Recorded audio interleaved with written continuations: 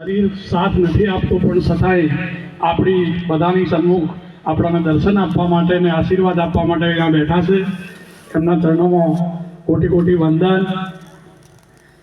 આજનો પ્રસંગ મહામૂલ્યો કહેવાય, કેમ કે એક માતાજીની આપણે જ્યારે પ્રાણ પ્રતિષ્ઠા કરવા જઈ રહ્યા છીએ અને એમાંય સંતોને અહીંયા પધરામણી પહેલા જ દિવસથી, તમે જ્યારે આ કામની શરૂઆત કરી તે દિવસથી જ બાપુની અહીંયા હાજરી છે એટલે વિશેષ સોનામાં સુગંધ ભળે.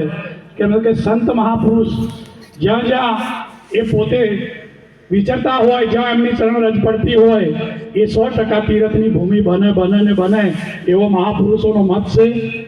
હવે આપણે વિશેષ સંત મહાપુરુષોએ કીધું છે કે સંતો સ્મરણ કરી લો શ્વાસ શ્વાસ, અવસર આવો નહીં મળે, આ કાચી કાયાનો ના કરો વિશ્વાસ, અવસર આવો નહીં મળે.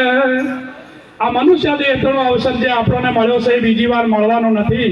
એવો મહાપુરુષો આપણને ઠપકા આપે છે.